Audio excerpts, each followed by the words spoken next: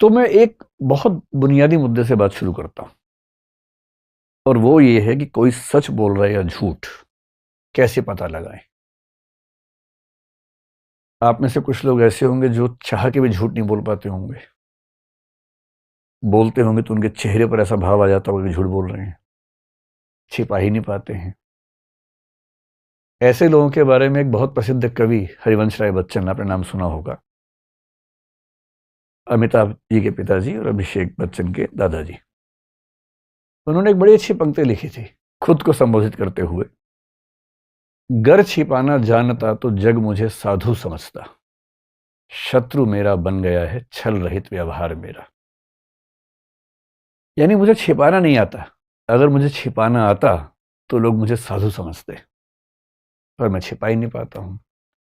तो मेरी कमजोरियां, मेरी गलतियां सामने आ जाती हैं और लोग समझ जाते हैं कि मैं साधु नहीं हूं, मैं एक बहुत सामान्य व्यक्ति हूं। पर आप में से कुछ लोग शायद ऐसे भी हों जिनको बहुत सफाई से बात छिपाने की अदा आती हो। आपको न भी आती हो, आपके आसपास ऐसे कुछ लोग तो होंगे ही होंगे जो झूठ बोलते हैं और बड़ी सफाई से बोलते हैं, कायदे से बोलते हैं। उनके बारे में भी एक बहुत प्रसिद्ध शायर ने एक शेर लिखा, वसीम बरेलवी, शायद नाम सुना हो आपने, बहुत प्रसिद्ध शायर हुए हैं। वो कह रहे हैं, वो झूठ बोल रहा था बड़े सलीके से, वो झूठ बोल रहा था बड़े सलीके से, मैं एतबार न करता तो क्या करता। ऐसे भी लोग होते हैं।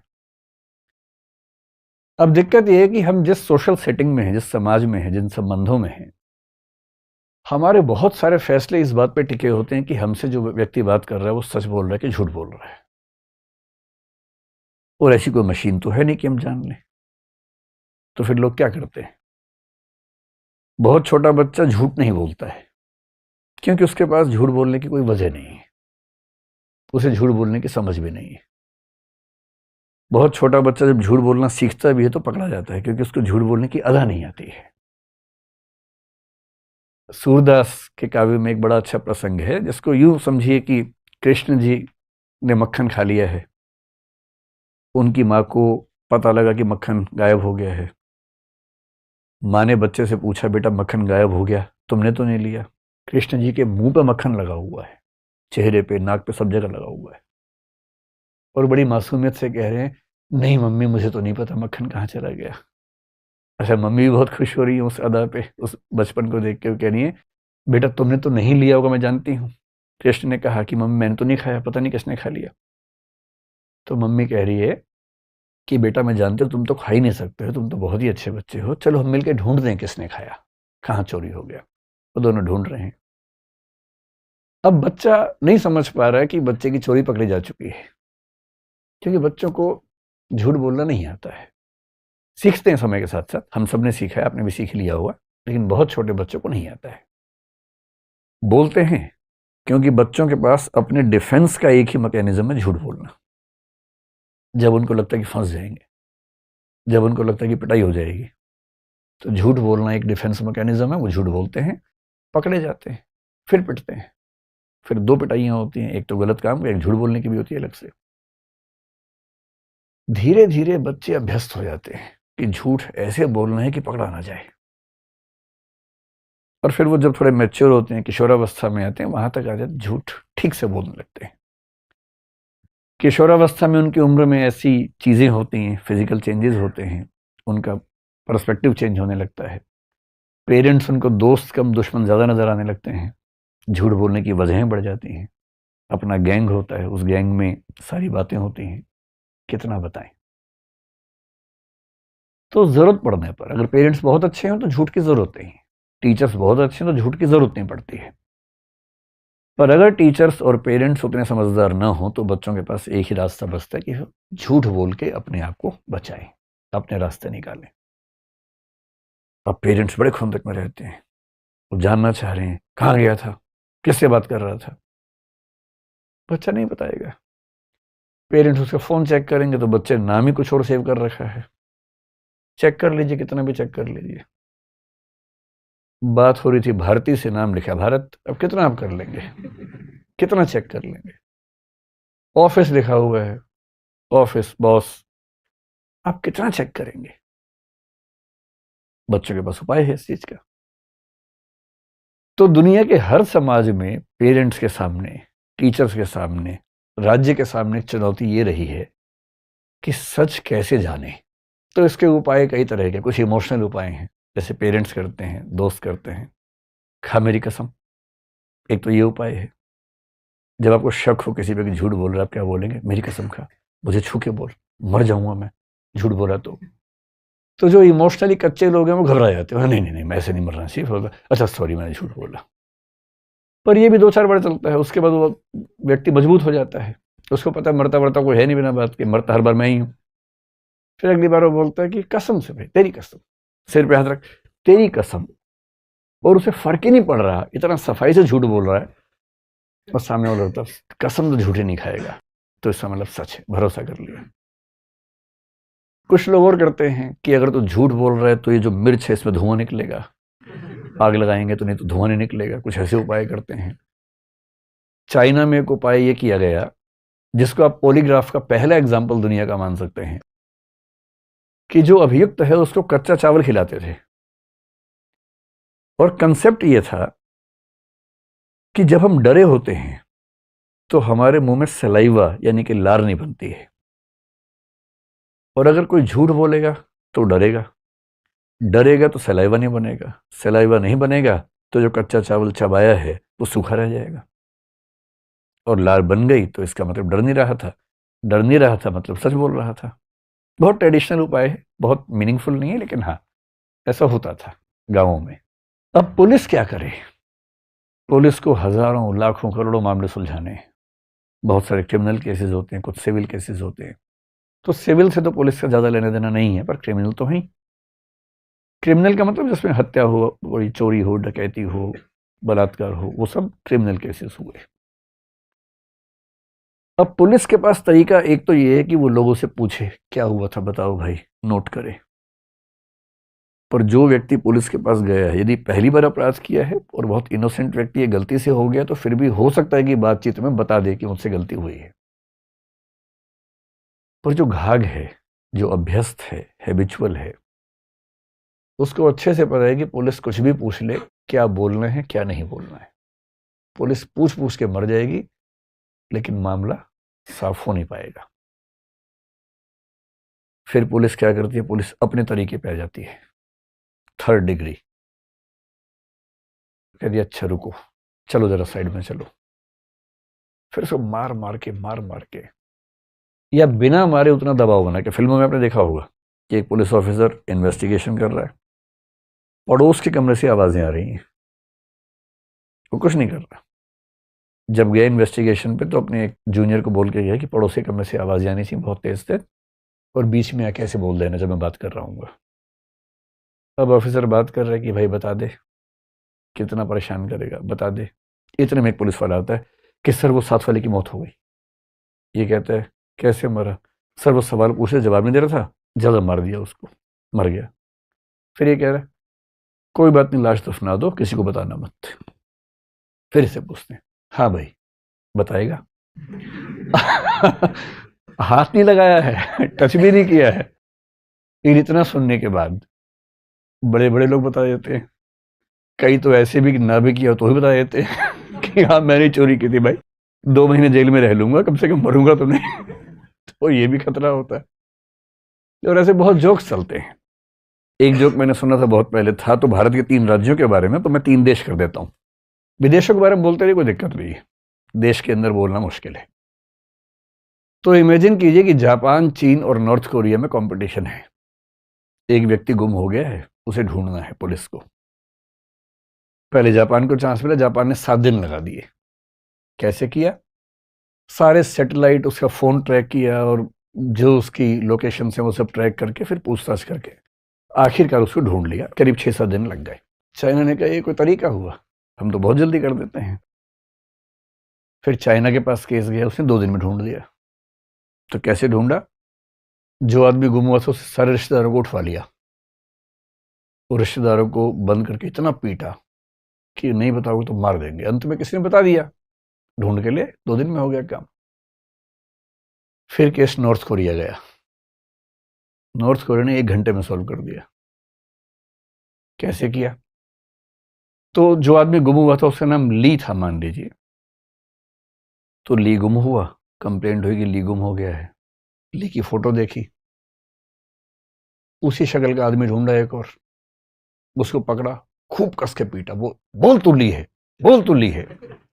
और 2 घंटे बोला हाँ मैं ली हूं, और कैमरे के सामने दिखा दिया कि ली पाया गया, इसी शक्ल थोड़ी बदल गई है पर है ली ही, इसी से पूछ लो। वो बोला हाँ मैं ली हूं, क्योंकि उसको पता वरना पीटूंगा और ज्यादा। तो इन्वेस्टिगेशन के प्रोसेस में 3rd डिग्री का मतलब ये होता है कि किसी को मार पीट के या बिना मारे पीटे ऐसा दबाव बना के जिस दबाव को वो झेल ना पाए। कभी कभी ये भी होता है कि पड़ोस की जगह से आवाज ये नहीं आती कि मर गया, फिर क्या होता है किसी से पूछने कि देख भाई बता दे, कह रहे सर मैंने कुछ किया ही नहीं। चल कोई बात नहीं। इतने में एक आदमी आके बोलता है कि सर इनके पेरेंट्स को और बच्चों को उठवा लिया है, क्या करना है? और वो जो सुल्तान नाम का कसाई है उसके पास भेज दिया है, मरवा दें या भी रखना जिंदा शाम तक। अब ये कह रहा है कि 1 घंटा रुको अभी फिर देखते हैं। ये कह रहा भाई बता दे, नहीं बताएगा। फिर उसको बोलता है यार 1 घंटे में अगर ये बता दे तो ठीक है, वरना पूरा खानदान साफ कर देना। करेगा नहीं, लेकिन उस समय उस व्यक्ति को लगता है कि मैं खत्म, परिवार खत्म। पुलिस को शौक नहीं है ये सब करने का। पुलिस के ऊपर दिक्कत ये है कि इतने केसेस हैं, सॉल्व ना करे तो टीवी चैनल अखबार पीछे पड़ जाते हैं कि कैसी पुलिस है, कोई काम नहीं करती है। सॉल्व करने के जो वैध तरीके हैं वो उनके लिए बहुत यूजफुल नहीं है, दबाव उनके ऊपर बहुत ज्यादा है। और इस वजह से एक संकट हमेशा रहता है कि हम किसी आरोपी से, किसी एक्यूज से, किसी गवाह से सही बात कैसे पूछें। और 20th सेंचुरी में, 19th सेंचुरी के अंत से कहना चाहिए, कमाल होना शुरू हुआ तकनीक के क्षेत्र में। और ऐसा कमाल हुआ कि अब हम किसी व्यक्ति से सही बात जान सकते हैं, इसके बावजूद कि वो बताना नहीं चाह रहा। और ऐसी तकनीकें बहुत सारी हैं। 3 प्रमुख तकनीकें हैं जिन पर आज हम बात करेंगे। उनमें से एक तकनीक का नाम है पॉलीग्राफ, एक का नाम है नार्को एनालिसिस और एक का नाम है ब्रेन मैपिंग। तो पहले थोड़ा समझते हैं कि क्या है, फिर अंत में इस मामले में आएंगे कि इनको कंपल्सरी करना ठीक रहेगा या नहीं रहेगा, इनकी जो एडमिसिबिलिटी है, इनको एविडेंस के तौर पर मानना वो अपने आप में ठीक है या उसमें कुछ खतरे हैं, वो सब बातें उसके बाद समझेंगे। तो 3 तकनीक हैं, और इन तकनीकों को अगर हमें समझना हो कि कौन सी तकनीक है,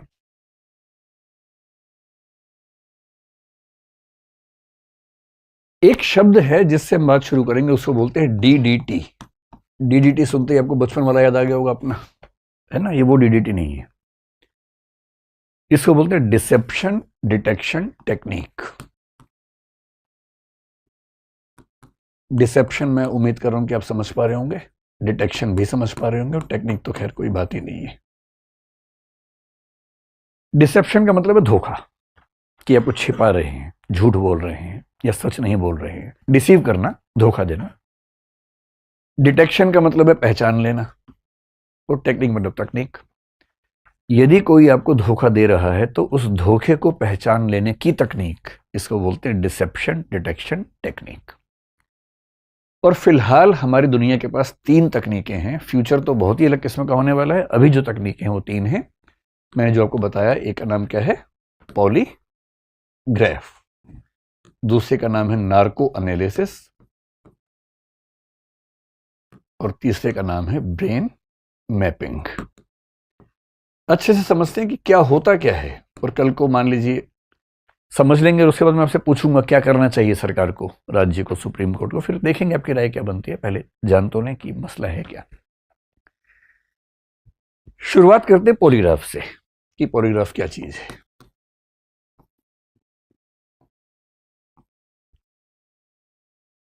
पॉलीग्राफ के लिए एक शब्द आपने और सुना होगा, उसको बोलते हैं लाई डिटेक्शन टेक्निक। कभी आपने सुना है कि झूठ पकड़ने वाली मशीन होती है कुछ, लाई डिटेक्टर? तो लाई डिटेक्टर को ही बोलते हैं पॉलीग्राफ। पॉलीग्राफ उस मशीन का नाम है जो झूठ पकड़ती है, इसलिए सामान्य भाषा में बोलते हैं झूठ पकड़ने की मशीन या लाई डिटेक्टर। अगर आपको थोड़ा सा और समझना हो इस मामले में तो आप एक फिल्म 2010 में आई थी, हिंदी की ही, उस फिल्म का नाम था राइट या रॉन्ग। आप में से कितने लोगों ने ये फिल्म देखी है? बस 3 लोगों ने देखी है। चलिए देख लीजिएगा इसी बहाने। ये फिल्म लगभग पूरी तरह से इसी टेस्ट पे बेस्ड है। सनी देओल इसमें एक कैरेक्टर है जिसके ऊपर टेस्ट किया गया और टेस्ट फेल हो गया। ये टेस्ट फेल हो जाता है, कोई बहुत समझदार आदमी टेस्ट को फेल कर देता है। इससे भी मन ना माने तो एक टीवी पे प्रोग्राम आया था कुछ साल पहले जिसका नाम था सच का सामना। ये आपने शायद देखा होगा, आपकी जनरेशन की बात है, 5-7 साल पहले मेरे ख्याल से आया था। राजीव खंडेलवाल एक एक्टर हैं, वो इसको होस्ट करते थे। 2 इसके सीजन्स आए थे, फिर बंद हो गया था। बड़ा खतरनाक प्रोग्राम था। इसमें जो पार्टिसिपेंट थे उन्हें इस मशीन के सामने बैठना होता था और उनसे पर्सनल लाइफ पे सवाल पूछते थे। झूठ बोलेंगे तो मशीन बोल देगी झूठ बोल रहा है, सच बोल देंगे तो प्राइस तो मिल जाएगा, रिश्ते टूट जाएंगे उसके बाद। और उनके परिवार के लोग साथ में बैठे होते थे वहां पर। अब सोचिए कि एक पति पार्टिसिपेंट है, पत्नी बहुत खुश होकर आई है कि आज मेरे पति का टेस्ट है, प्राइज मिलेगा, और उसी में एक सवाल ऐसा आ गया। पति ने जवाब दिया बड़ा अच्छा सा, कुछ भी पूछा कि क्या किसी और को पसंद करते हैं आजकल? पति ने कहा नहीं, तो मशीन बोली झूठ बोल रहा है। अब उसके बाद क्या बचा? प्राइज मिल भी गया तो घर तो जा नहीं पाएगा पैसे लेके, पिटाई तो होगी उसके बाद। तो वैसा एक टीवी प्रोग्राम चला था सच का सामना। कहीं मौका मिला तो एक एपिसोड देखिए, उससे क्या है। वो बहुत डिबेट्स हुई थी उस पर और बाद में फिर वो बंद ही हो गया था। तो ये पॉलीग्राफ टेस्ट के बेस पर कुछ प्रोग्राम्स जो मीडिया में दिखाए गए वो हैं। पॉलीग्राफ टेस्ट क्या होता है देखिए, इसका जो प्रिंसिपल है, एक शब्द समझते हैं, वो शब्द है साइकोसोमैटिक इंटरेक्शन। सारा खेल इस प्रिंसिपल का है। साइकोसोमैटिक शब्द बहुत पॉपुलर है साइकोलॉजी में, कोई मुश्किल चीज नहीं है। मुश्किल शब्द बड़े आसान होते हैं अगर उसका मतलब समझ लें तो। साइकोसोमैटिक का मतलब है, साइको मतलब जो चीज मन में शुरू होती है, सोमैटिक मतलब जिसका असर शरीर पे भी चला जाता है। फिलॉसफी की दुनिया में, अभी साइकोलॉजी की बात करेंगे, बहुत लंबे समय से एक डिबेट रही है कि जो हमारा सिस्टम है, हम जो एक ह्यूमन बीइंग है, हम क्या हैं बेसिकली? क्या हम शरीर हैं? कुछ कहते हैं नहीं, शरीर तो बदलता रहता है, मर भी जाता है, पर आत्मा स्थायी रहती है। आत्मा है या नहीं है तो कैसी है, इसका प्रमाण तो कुछ है नहीं, ये तो एजम्पशन है, मान्यताएं हैं। अधिकांश धर्म मानते हैं इस चीज को, कई दार्शनिक मानते हैं, पर आत्मा को किसी ने देखा तो नहीं है, साबित तो नहीं किया है, वो तो एक एजम्पशन है। तो कोई कहता है कि नहीं, हम आत्मा हैं, हम शरीर नहीं हैं। कोई कहता है कि शरीर भी है, आत्मा भी है, इनके बीच में एक इंटरेक्शन होता रहता है। जैसे डेकार्ट एक फिलोसोफर ने कहा। भारत में आमतौर पर माना गया कि हम शरीर नहीं हैं, हम आत्मा हैं। शंकराचार्य ने कहा, कई लोगों ने कहा। इस पर कभी डिस्कस करेंगे कि आत्मा और चेतना को लेकर जो लेटेस्ट टेक्नोलॉजिकल डेवलपमेंट्स हैं, रिसर्चेज हैं, वो क्या संकेत कर रही हैं। बहुत इंटरेस्टिंग आजकल है चीजें ये वाली। और हो सकता है कि सभी धर्मों की मान्यताएं एग्जैक्टली साबित ना हो पाए अगर विज्ञान ने कुछ और एक्सपेरिमेंट्स उस रास्ते पे कर लिए तो। और विज्ञान और धर्म का झगड़ा सदियों से चल रहा है। धर्म की मान्यताएं होती हैं, विज्ञान उनमें से कुछ को साबित कर देता है, कुछ को खारिज कर देता है। ये सब चलता रहता है, नॉर्मल बात है। तो साइकोसोमैटिक का मतलब ये हुआ कि चेतना या मन में शुरू होने वाली कोई चीज यदि शरीर पे भी असर पैदा कर दे, उसको बोलते हैं साइकोसोमैटिक। जैसे जब आप चिंतित होते हैं, आपका मूड जब खराब होता है, मूड खराब होने की वजह क्या है? एक फीलिंग होती है। फीलिंग तो एक मन की बात है। जैसी मूड खराब हुआ एक फीलिंग की वजह से, वैसे ही आपका एक्टिव होने का मन नहीं करता, आपकी बॉडी पैसिव हो जाती है। लोग कहते हैं कि चलो घूम के आते हैं, नहीं यार मन नहीं कर रहा, मूड नहीं है। शरीर भी काम नहीं कर रहा।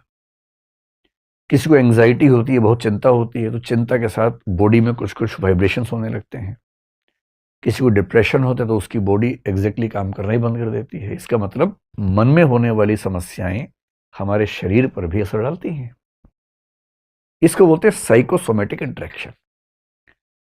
तो पॉलीग्राफ की शुरुआत जिस व्यक्ति ने की थी बहुत पहले 19th सेंचुरी में, उसका नाम था लोम्ब्रोसो। लोम्ब्रोसो एक बहुत कमाल का आदमी है, जिसकी बात हम कभी करेंगे, कभी एक वीडियो इस बारे में बनाएंगे कि कोई व्यक्ति अपराध क्यों करता है, अपराध करने की वजह क्या है। इस व्यक्ति ने ये एक किताब लिखी, द क्रिमिनल मैन नाम से किताब लिखी, और उस किताब में उसने जो व्याख्या दी वो व्याख्या ये कहती है, ये लोम्ब्रोसो व्यक्ति है जो मॉडर्न क्रिमिनोलॉजी है उसका फादर उसको बोलते हैं, इटली के व्यक्ति थे, 19th सेंचुरी के अंत में 1876 के आसपास काम कर रहे थे। इटालियन में किताबें लिखी। उस इटालियन की जो सबसे प्रसिद्ध किताब है लुओमो डेलिंक्वेंटे, इटालियन भाषा में, उसका इंग्लिश अनुवाद है the criminal man. Criminal man इस किताब का नाम है। उन्होंने एक थियरी दी, और थियरी ये दी कि डार्विन का नाम सुना आप लोगों ने? डार्विन ने 1859 और 1871 में 2 बुक्स लिखी थी, और ये 1876 में लिख रहे हैं, उनके 5 साल के बाद लिख रहे हैं। तो उस समय डार्विन का ऐसा प्रभाव था कि यूरोप के सभी चिंतक डार्विन के दीवाने थे, ये भी दीवाने थे। डार्विन ने बताया था कि इवोल्यूशन होता है, उद्विकास होता है। उसी इवोल्यूशन के प्रिंसिपल को इन साहब ने अप्लाई किया और कहा कि जो लोग अपराध करते हैं वो दरअसल वो लोग हैं जो इवोल्यूशन की दौड़ में थोड़ा सा पीछे रह गए हैं, जिनमें एनिमल्स वाली टेंडेंसीज थोड़ी बची हुई हैं, ह्यूमंस वाली थोड़ी कम है, क्योंकि इवोल्यूशन कम हुआ है। इतना ही नहीं, 4000 अपराधियों का अध्ययन किया, 400 डेड बॉडीज का अध्ययन किया, उनके चेहरे के जितने फीचर्स हैं उनके बहुत सारे अनुपात निकाले कि नाक का साइज कितना है, आंख का साइज कितना है, उन सब के बहुत सारे रेशो निकाले। उन रेशोज के बेस पे व्याख्याएं की और कहा कि जो इंसान का स्ट्रक्चर है 3 तरह का होता है, एक एक्टोमॉर्फ होता है, एक एंडोमॉर्फ होता है, एक मेसोमॉर्फ होता है। एक्टोमॉर्फ जो बहुत पतले और लचक वाले व्यक्ति हैं, एंडोमॉर्फ जो भारी भरकम और गोल किस्म के लोग हैं, और जो अपराधी हैं वो मेसोमॉर्फ हैं, जो लंबे हैं, गठा हुआ शरीर है और कुछ खास फीचर्स बताए, नाक कैसी होगी। आगे चल के ये भी बता दिया कि चोर का स्ट्रक्चर कैसा होगा, डाकू का कैसा होगा, रेपिस्ट का कैसा होगा, मर्डर का कैसा होगा, उन सब के स्ट्रक्चर्स बता दिए और बहुत सारे चित्रों के साथ बताया। अगर आप चित्र देखना चाहें तो ये उनकी किताब के कुछ चित्र हैं। इस हद तक व्याख्या की। और आजकल जो व्याख्या चल रही है वो तो और खतरनाक व्याख्या चल रही है। जैसे कल ही मैं एक रिसर्च पढ़ रहा था, एक व्यक्ति एक स्कूल में टीचर था और उसकी हरकतें थोड़ी सी खराब थी स्कूल के बच्चों के साथ, तो उसको जेल हो गई। उसके घर में एक गोद ली हुई बेटी भी थी, तो वो भी चिंता थी सरकार को। जैसे जेल गया तो उसको तबीयत खराब हुई, चेकअप हुआ, एमआरआई हुआ, और पता लगा कि उसके ब्रेन में एक नस है जो दबी हुई है और वो प्रेस हो रही है लगातार। छोटी सर्जरी हुई, वो नस ठीक कर दी गई, और जैसे ही ठीक किया उसका आपराधिक व्यवहार खत्म हो गया, एकदम नॉर्मल ह्यूमन बीइंग हो गया एकदम, हर जगह ठीक से। उसको याद भी नहीं कि वो क्या करता था। सरकार ने स्टडी की और फिर उसको छोड़ दिया कि इसमें कोई खतरा नहीं है। वो अपने घर पे रहने लगा, काम करने लगा, एकदम ठीक हो गया। 6-8 महीने बाद फिर वो इंसान सोने लगा, फिर चेकअप हुआ, देखा फिर से वो एक ट्यूमर जैसा हिस्सा उसकी उस नस को प्रेस कर रहा है। और तब एक व्याख्या ये आने लगी, कहीं ऐसा तो नहीं कि हम अपराध इसलिए करते हैं क्योंकि हमारे ब्रेन में कुछ डिस्फंक्शन हो गया है, और यदि ब्रेन में डिस्फंक्शन है तो वो बेचारा कहाँ जिम्मेदार हुआ, वो तो उसके ब्रेन की जो एनोमली है वो जिम्मेदार हो गई। बड़ी व्याख्याएं हैं। कोई बोलते हैं सोशल रीजंस हैं अपराध के, कोई बोलता है इकोनॉमिक रीजंस हैं, जैसे मार्क्सिस्ट लोग बोलते हैं आर्थिक वजह होती हैं अपराध के पीछे। कुछ लोग मानते हैं कि नहीं, व्यक्ति अपनी चेतना से अपराध करता है, वो जिम्मेदार होता है क्योंकि उसके पास एक फ्रीडम ऑफ कॉन्शियंस होती है, या जिसको आप एक शब्द सुना होगा, संकल्प स्वातंत्र होता है, फ्रीडम ऑफ विल होती है। ये बहुत डिबेट्स हैं, इन पर कभी और बात करेंगे विस्तार में। अब ये समझिए कि इस लोम्ब्रोसो नाम के आदमी ने पहली बार एक मशीन बनाई जिसको आप पॉलीग्राफ का बहुत इनिशियल एग्जाम्पल मान सकते हैं। एक ग्लव बनाया, दस्ताना बनाया। जो अभियुक्त होता था उसको दस्ताना पहनाते थे, पानी में हाथ डालते थे, क्वेश्चंस पूछते थे। थियरी सिर्फ इतनी सी थी कि अगर ये झूठ बोलेगा तो उसका बीपी कम हो जाएगा, और ब्लड प्रेशर नापते थे। बहुत ऑथेंटिक नहीं था, लेकिन पहला प्रयास उस व्यक्ति ने किया। उसके बाद 1915 में अमेरिका में एक व्यक्ति थे मार्स्टन नाम के, उन्होंने प्रयास किया। फिर 1921 में एक लार्सन नाम के आदमी अमेरिका में पुलिस के थे, उन्होंने बहुत प्रयास किया और करते करते बहुत डेवलप करने के बाद आज जो पॉलीग्राफ होता है, आज के पॉलीग्राफ में 3-4 चीजें हम लेके चलते हैं। ये पॉलीग्राफ हो रहा है एक महिला का। मेन प्रिंसिपल क्या है? Psychosomatic interaction. हम पूछेंगे सवाल, और बुनियादी प्रिंसिपल है कि जब हम झूठ बोलते हैं हम थोड़े से अनईजी होते हैं, थोड़ा घबराते हैं, बेचैन होते हैं। सच बोलना सबसे बढ़िया होता है। सच बोलने में आपको याद नहीं रखना पड़ता क्या बोला है, कहाँ बोला है। झूठ बोलने वाले की मेमोरी बहुत शार्प होनी चाहिए, वरना आप 50 झूठ बोलेंगे, 51वीं जगह कॉन्ट्रडिक्शन कर देंगे, वैसे फंस जाएंगे। झूठ बोलना बड़ा मुश्किल और बड़ा गलत काम हो जाता है। तो जब हम झूठ बोलते हैं हमें थोड़ी सी बेचैनी होती है। तो बेचैनी से क्या क्या होगा? हमारा बीपी बढ़ेगा, हमारी जो सांस की गति है, रेस्पिरेशन है, वो बढ़ेगा। फिर ये भी हो सकता है कि उस समय हमें पसीना ज्यादा आने लगे, स्वेटिंग होने लगे। यहां तक हो सकता है कि जो हमारे स्किन है, स्किन पे जो इलेक्ट्रिकल एक्टिविटी है, उसकी जो प्रवृत्ति है, हमारा पूरा शरीर इलेक्ट्रिकल एक्टिविटी से चलता है, इसको हम आगे समझेंगे भी थोड़ा सा, वो चेंज हो सकती है। आप आंख से आंख मिला के बात नहीं कर पाते हैं झूठ बोलते हुए, इसलिए जो आम लोग करते हैं वो आई कांटेक्ट से समझते हैं कि सच है कि झूठ है, चेहरे के भाव से समझते हैं। फिर आप सच बोल रहे हैं पर आराम से बात करेंगे, झूठ बोलते हुए आपका बॉडी मूवमेंट कुछ कुछ होने लगेगा क्योंकि आप असहज हैं उस समय। इन सारे प्रिंसिपल्स को मिला के ये तय किया गया कि हम 3-4 एक्टिविटीज को जज करके समझ सकते हैं कि आदमी झूठ बोल रहा है कि सच बोल रहा है। ये जो मशीन है इसमें क्या क्या है, इसमें आप देखेंगे कि एक तो अगर आप ध्यान से देख पाए, यहां इसकी 2 उंगलियों में कुछ लगा हुआ है। ये जो उंगलियों में है इसको बोलते हैं इलेक्ट्रोड। और इलेक्ट्रोड क्या होता है आपको आइडिया है ही, जो इलेक्ट्रिक सिग्नल्स को कन्वे करने या रिसीव करने के इंस्ट्रूमेंट्स होते हैं, डिवाइसेस होती हैं। इससे क्या होता है? इससे ये पता लगता है कि जो स्किन है, जब कोई झूठ बोलेगा उसकी स्किन की इलेक्ट्रिकल एक्टिविटी चेंज होने लगती है। तो इससे ये पता लगता रहता है कि इसकी स्किन की इलेक्ट्रिकल एक्टिविटी अब कैसी है, पिछले सवाल में कैसी थी, अगले सवाल में कैसी हो गई, उसको हम नोट करते हैं। ये जो टेप इसके पेट पर बंधी है इसको बोलते हैं न्यूमोनिक टेप या न्यूमोनिक ट्यूब कहते हैं। न्यूमोनिक ट्यूब का काम ये होता है, न्यूमोनिक में पी होता है शुरू में, क्यों होता है मुझे आज तक नहीं समझ में आया, लेकिन होता है। न्यूमोनिक ट्यूब ये बंधी है पेट पर और छाती पे। इसका पर्पस है ये देखना, सवाल पूछे जाते हैं इस टेस्ट में, हर सवाल का जवाब देते समय सांस की गति कम हुई कि ज्यादा हुई, ये इस टेप से पता लगता है। और ये सारे इनपुट्स कहाँ जा रहे हैं? कंप्यूटर में, वहां चल रहा है साथ साथ। तीसरी चीज इस टेस्ट में होती है जो आप देखेंगे ये बाह पे, इसको बोलते हैं बीपी कफ। आपने देखा होगा जब किसी का बीपी लेते हैं, यहां पर एक बांधते हैं कफ, है ना। इससे ये भी देखते हैं कि हर सवाल के जवाब में बीपी बढ़ा या कम हुआ। और चौथा जो ये कुर्सी है वो सामान्य कुर्सी नहीं होती है, ये कुर्सी इस व्यक्ति का वजन बीच में है कि साइड में है कि आगे है कि पीछे है, कितनी मूवमेंट हो रही है किस सवाल में, वो चेक करती है। तो जो चेयर है, ये चेयर भी स्पेसिफिकली डिजाइन्ड चेयर होती है। अब क्या होता है कि इस व्यक्ति को बुला लिया, पहले इसको पता होता है कि टेस्ट हो रहा है, उसकी परमिशन से ही टेस्ट होता है, ऐसे नहीं होता है हमारे देश में। फिर पहले प्री टेस्ट होता है इंटरव्यू। जो व्यक्ति टेस्ट करेगा, जो एक मनोविज्ञान की समझ रखता है, अपराध विज्ञान की समझ रखता है, क्वेश्चनियर बनती है, प्रश्नावली बनती है।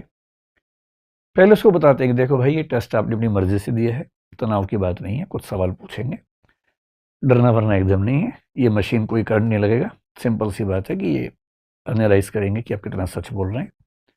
उसको एट ईज ले आते हैं कि तनाव ना हो उसको। फिर जब टेस्ट शुरू होता है कुछ ऐसे सवाल पूछ लेते हैं अजीब अजीब से, आलू का रेट क्या चल रहा है आजकल, कुछ भी ऐसे, ताकि उन सवालों से उसको ये समझ में आए कि एक सामान्य सवाल पे उसकी ये सब रेट्स क्या चलती रहती है, या उसके घर के बारे में, परिवार के बारे में कुछ सामान्य सवाल पूछ लेते हैं। बीच बीच में वो सवाल आते हैं और देखते हैं कि सामान्य सवाल में सारे रेट्स क्या थी, उस सवाल में रेट्स क्या हुई। और फिर उस व्यक्ति के हिसाब से, क्योंकि क्या होता है ना, कुछ बहुत मासूम लोग हैं। अब जैसे आप में से किसी को कोई बिठा दे यहाँ पर, आप कितना भी सच बोलेंगे, इसी घबराहट में ये मशीन के सारे पैरामीटर बढ़ जाएंगे कि पता नहीं क्या होने वाला है मेरे साथ। जो मासूम व्यक्ति होते हैं उनका तो हर जवाब हाई पर रहता है, उस समय घबरा जाते हैं। कुछ हैं सुपर घाक टाइप के लोग, उन्हें मशीन लगा ऐसे बैठे हो, वो कह रहे हैं कि देखिए डरने की बात नहीं है, कि मैं डर ही नहीं रहा, तुम क्यों डर रहे हो, पूछो सवाल। उन्हें फर्क ही नहीं पड़ रहा। इतना अच्छा झूठ बोलते हैं, इतना सलीके से, मैं एतबार न करता तो क्या करता, उस वाले भाव से। तो ऐसा हो सकता है कोई आदमी झूठ बोल रहा हो, लेकिन इतने कॉन्फिडेंस से कि ना हिल रहा है, ना हार्ट बीट्स बढ़ रही हैं उसकी, ना स्किन का करंट चेंज हो रहा है, ना श्वसन की गति बदल रही है, कुछ नहीं हो रहा उसको। और जो बेचारा मासूम से चला, सब कुछ बढ़ गया अचानक डर के मारे। ये खतरा तो होता ही है इसमें। तो करते क्या है, शुरू में ना हर व्यक्ति का एक नॉर्मल लेवल जज करते हैं कि किसी का नॉर्मल लेवल 0 हो सकता है, किसी का 4 हो सकता है। वो शुरू 4 से कर रहा है। जो मासूम सा आदमी है, हर चीज में 4 लेवल ऊपर बढ़ा हुआ है, तो उसका नॉर्मल 4 मान लेंगे। वहां से काउंट करना शुरू करते हैं, गैप कितना आया, कि वो सच बोलेगा तो भी तनाव के चौथे बिंदु पे है, झूठ में तनाव के 8वें बिंदु पे होगा। और जो घाघ आदमी है, सच बोलते हुए 0 पे है, झूठ पे 0.5 पे गया सिर्फ। तो ऐसे एक अमाउंट फिक्स करते हैं, मात्रा फिक्स करते हैं उस व्यक्ति के अनुसार, और हर क्वेश्चन के साथ नोट करते हैं सारी वैल्यूज, और उसकी टोटल वैल्यू क्या निकलेगी, उसके बेस पे तय होता है कि सच की वैल्यू यहां से यहां तक मानेंगे, यहां से यहां तक बोलेंगे झूठ है, और बीच की एक वैल्यू होती है जो कैन नोट से या तय नहीं हो पा रहा। इस तरह से टेस्ट होता है। अब ये टेस्ट आपने अगर देखा हो तो उसके बहुत फेमस एग्जांपल्स मैंने आपको 2 फिल्मों का या सीरियल का एग्जांपल दिया, वो इसके एग्जांपल्स हैं।